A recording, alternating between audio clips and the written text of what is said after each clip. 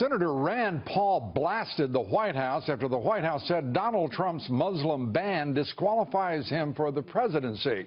Paul used Twitter to list several reasons why it's President Obama who is unqualified for the Oval Office, and among those reasons, according to Senator Paul, Obama thinks an executive order is legislation and how you make law. His copy of the Bill of Rights obviously only goes from 1 to 3, skipping the Second Amendment and more. And Obama appointed an attorney general who says speech against Muslims is a bigger threat than terrorism. Joining us tonight, Republican presidential candidate Senator Rand Paul, a member of several key committees, including Foreign Relations and Homeland Security. Senator, great to have you with us.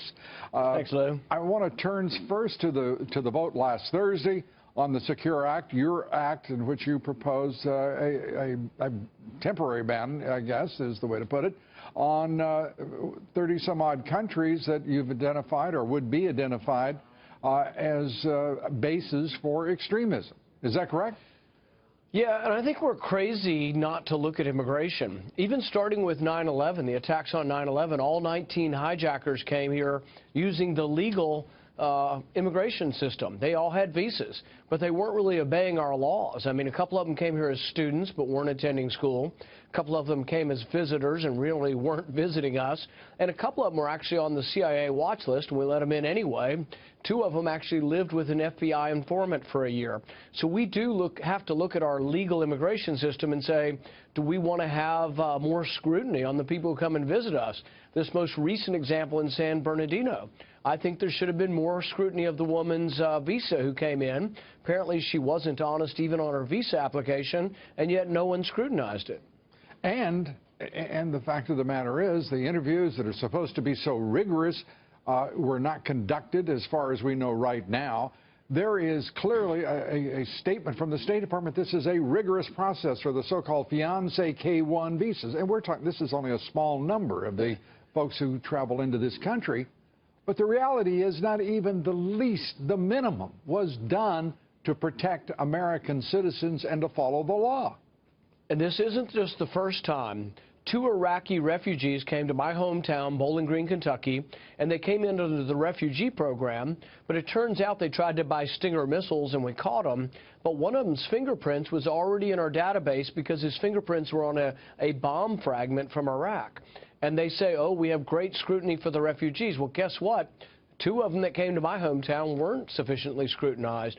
We do have to have rules about who comes to this country, and we are fools if we do not enforce stricter rules. Even for Europe, I would have people come in through global entry, which means you get a background check. Once you've had it, if you're a businessman or woman who comes here frequently, by all means, keep coming. But go through the frequent flyer program, the global entry, so we can background check people, so we don't have random people. Yeah. I mean, all of the attackers in Paris were French citizens. There's nothing stopping those people from getting on a plane right now. We have to do something about this if we care at all anything about terrorism. The first thing we got to do is defend our border.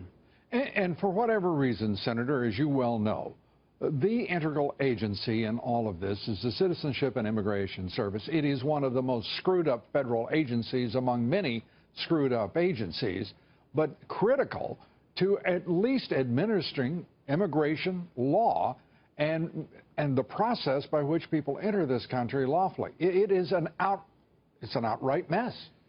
And see, we've been talking about for decades fixing the immigration system.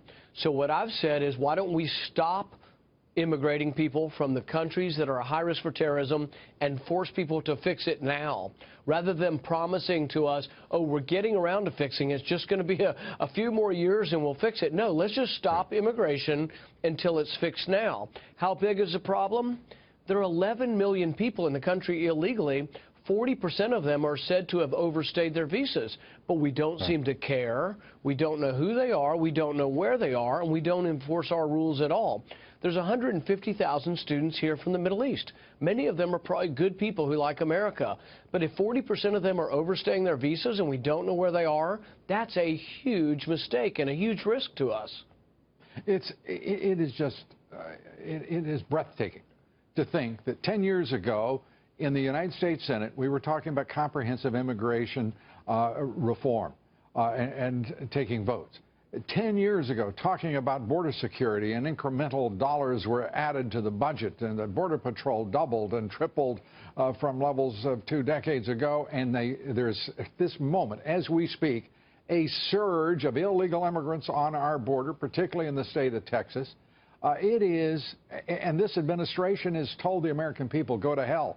We're going to do this my way. It doesn't matter what your silly Congress and your silly Senate have done in terms of enacting law. This is going to be done my way, and that border is staying wide open. The problem with border security is not money, it's not a lack of agents, it's a lack of willpower. We have not had a Republican president or a Democrat president who had the willpower or had the inclination to defend the border. All you have to do is enforce the laws. It is illegal to come across illegally, and yet we don't do anything about it other than to say we're not going to do anything about it, and so you get more of something that you don't enforce the laws against. I think we need to enforce our laws, but that takes a president with the willpower to actually enforce the law.